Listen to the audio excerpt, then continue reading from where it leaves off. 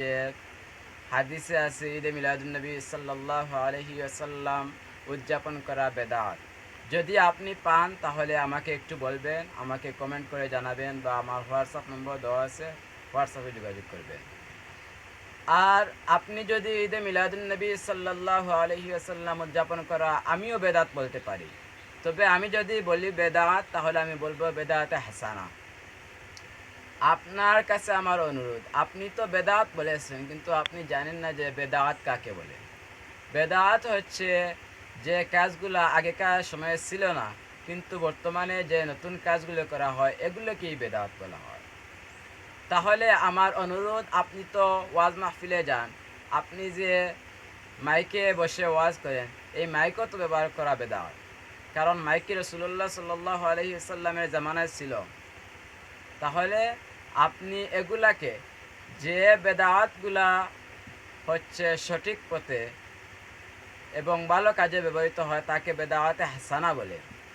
আপনি যদি মিলাদুন্নবী সাল্লাল্লাহু আলাইহি ওয়াসাল্লামকে বেদাত বলতে পারেন, যদি বলেন তাহলে বলবেন বেদাতে হাসানা। আর আপনি বলেন যে ঈদ মিলাদুন্নবী সাল্লাল্লাহু আলাইহি ওয়াসাল্লাম উদযাপন করার দলিল কি, তাহলে আমি আপনাকে বলি, আপনি এত দলিল পাওয়ার পরও যদি বলেন আপনার আরও দলিল লাগে, তাহলে আপনার বাবাকে যদি কেউ গালি দেয় তাহলে তো আপনি বসে থাকবেন না। আপনি, যে ব্যক্তি আপনার বাবাকে গালি দিয়েছে তাকে আপনি যথাযথ তার ব্যবস্থা নেবেন, তার বিরুদ্ধে আপনি লড়াই করতে বাধ্য হবে। তাহলে আপনার বাবাকে যে আপনি বাবা বলে বিশ্বাস করেন তার দলিল কি? আপনি আমার প্রশ্নের জবাবে বলবেন যে আমার মাতা বা আমার আম্মা। এখন যদি আপনার বাবাকে বাবা বলে স্বীকৃতি দেন আপনার মা, তাহলে তো একজনই শুধু জানেন আপনার বাবাকে, আপনার মা ছাড়া তো আর কেউ বলতে পারবে না যে আপনার বাবাকে। এখন আমার কথা হচ্ছে, শরীয়তের দৃষ্টিতে একজন মহিলা সাক্ষী কখনো বৈধ নয়, কারণ শরীয়তের দৃষ্টিতে সাক্ষী প্রদান করতে হলে দুইজন মহিলা, তার সাথে আবার একজন পুরুষ লাগে।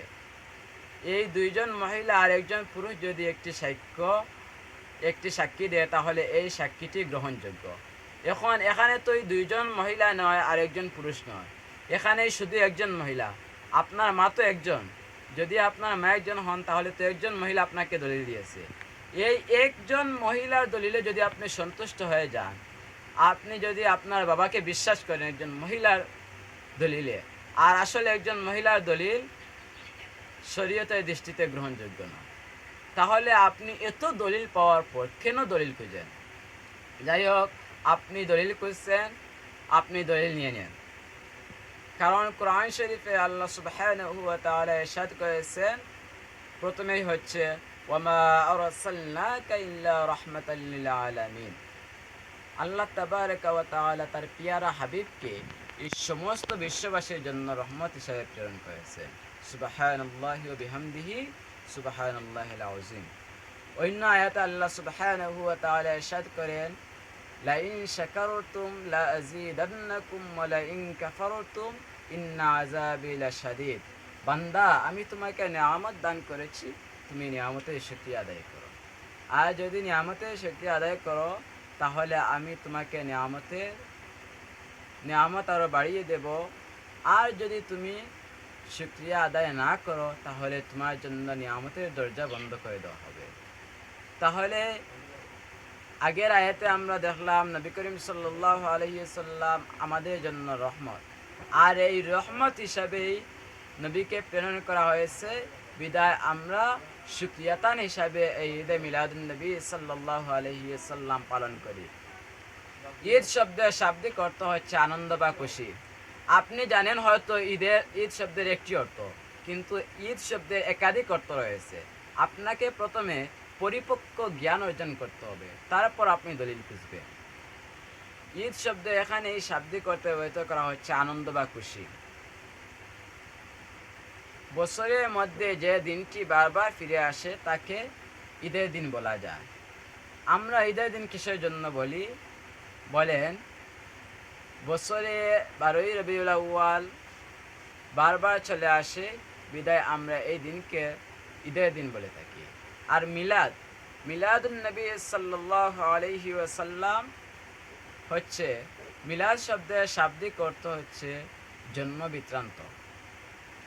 আর আমরা মিলাদ শরীফের মাহফিল ওই সময় বলি, মিলাদ শরীফ বলা হয় ওই সময় যখন এক পবিত্র ব্যক্তি সৈয়দুল মুরসালিন খাতামুন নবিয়্যিন হযরত মুহাম্মদ মুস্তাফা সাল্লাল্লাহু আলাইহি ওয়াসাল্লামের জন্ম নিয়ে আলোচনা করা হয়, তখন ওই মাহফিলকে আমরা মিলাদুন নবীর মাহফিল বলে থাকি। আপনিও আপনার মিলাদ পালন করেন, কারণ আপনার মিলাদের নাম আপনি মিলাদ না দিয়ে অন্যরকম বাহ্যিক শব্দ ব্যবহার করেন, যেমন বার্থডে এবং বিভিন্ন ধরনের শব্দ আছে, এগুলো আপনি ব্যবহার করেন। এখন বলেন, আপনার যদি বার্থডে হালাল হয়ে থাকে, তাহলে আমার পিয়ারা নবী হযরত মুহাম্মদ মুস্তাফা সাল্লাল্লাহু আলাইহি ওয়াসাল্লামের মিলাদুন নবীর মাহফিল কেন বেদাত হবে? তারপরে আপনি দলিল করছেন, আমি বক্তব্যের শুরুতে একখানা হাদিস তিলাওয়াত করেছিলাম যে লাউ কানা নাবিয়্যুম বাদি লাকানা উমর ইবনুল খাত্তাব রাদিয়াল্লাহু তাআলা আনহু। রাসূলুল্লাহ সাল্লাল্লাহু আলাইহি ওয়াসাল্লামে খয়রা, যে আমার পরে যদি কেউ নবী হতেন তাহলে হযরত উমর রাদিয়াল্লাহু তাআলা আনহু হতেন। এখন বর্তমানে ফিতনার যুগে দেখা যায় অনেক মানুষে আমার পিয়ারা হাবিবকে শেষ নবী মানতেই তার কষ্ট হয়। আর রাসূলুল্লাহ সাল্লাল্লাহু আলাইহি ওয়াসাল্লাম থেকে সরাসরি হাদিসটি বর্ণনা হয়েছে, যে হাদিসকে হাদিসে মরফু বলা হয়। এই হাদিসের মধ্যে কোনো ধরনের সন্দেহ নেই। রাসূলুল্লাহ সাল্লাল্লাহু আলাইহি ওয়াসাল্লাম ইরশাদ করেছে, যখন কোনো হাদিসে মকতু বা কোনো হাদিসে মৌকুফ নিয়ে কোনো বিভ্রান্ত সৃষ্টি হয় এবং তার মধ্যে হাদিসে মরফু থাকে, তাহলে ওই সময় অগ্রাধিকার দেওয়া হয় বেশি হাদিসে মরফুকে। আপনি একজন আলিম হয়ে আপনি এতটুকুই জানেন না যে মরফু হাদিস কাকে বলে আর মৌকুফ হাদিস কাকে বলে আর মুক্তু হাদিস কাকে বলে, তাহলে আপনি কেন এত দলিল খুঁজেন? আগে আপনাকে পরিপক্ক জ্ঞান অর্জন করতে হবে। আমি যে হাদিস তিলাওয়াত করেছিলাম সেটি সহিহ তিরমিজি শরীফে 3686 নম্বর হাদিস। আপনার যদি দরকার হয় তাহলে আপনি তিরমিজি শরীফ খুঁজেন, দেখবেন 3686 নম্বর হাদিসে রাসূলুল্লাহ সাল্লাল্লাহু আলাইহি ওয়াসাল্লাম ইরশাদ করেছেন, লাউ কানা নাবিয়্যুম বাদি লাকানা উমর ইবনুল খাত্তাব রাদিয়াল্লাহু তাআলা আনহু। আমার পরে যদি কেউ নবী হয় তাহলে হযরত উমর ইবনুল খাত্তাব রাদিয়াল্লাহু তাআলা আনহু নবী হতেন। আপনি এখন তো বিশ্বাস করবেন আমাদের পিয়ারা হাবিব হযরত মুহাম্মদ মুস্তাফা সাল্লাল্লাহু আলাইহি ওয়াসাল্লামকে শেষ নবী বিশ্বাস করতে হবে। তারপরে আনা আবি কাতাদা রাদিয়াল্লাহু তাআলা আনহু রাসূলুল্লাহ সাল্লাল্লাহু আলাইহি ওয়াসাল্লাম সুইলা আন সাওমুল ইসনাইনি ফাকালা ফীহি উলিদতু ওয়া ফীহি উনজিলা আলাইয়া। হযরত কাতাদা রাদিয়াল্লাহু তাআলা আনহু হতে বর্ণিত, রাসূলুল্লাহ সাল্লাল্লাহু আলাইহি ওয়াসাল্লামের কাছে সোমবারের রোজা সম্পর্কে জিজ্ঞেস করা হলে তিনি বলেন, ওই দিন আমি জন্মগ্রহণ করেছি এবং ওই দিন আমার উপর কুরআন নাজিল হয়েছে, তাই এর শুকরিয়া স্বরূপ আমি সোমবারের রোজা রাখি। আল্লাহর হাবিব যখন তার জন্ম দিন হিসাবে সোমবারকে তিনি ঈদের দিন মনে করে তিনি রোজা রাখতেন, তাহলে আপনি কেন 12ই রবিউল আউয়ালকে পবিত্র ঈদে মিলাদুন নবী সাল্লাল্লাহু আলাইহি ওয়াসাল্লাম উদযাপন করতে বাধা দেন?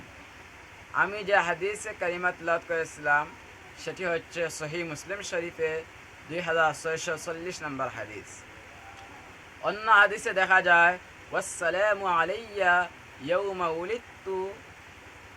কুরআন শরীফে আল্লাহ সুবহানাহু ওয়া তাআলা ইরশাদ করেন, ওয়াসসালামু আলাইয়া ইয়াউমা উলিদতু ওয়া ইয়াউমা আমুতু ওয়া ইয়াউমা উবআসু হাইয়্যা। হযরত ঈসা আলাইহিস সালাতু ওয়াস সালামকে বলেন, আর আমার প্রতি শান্তি যেদিন আমার জন্ম হয়েছিল আর যেদিন মারা যাব এবং যেদিন আমাকে জীবিত করা হবে।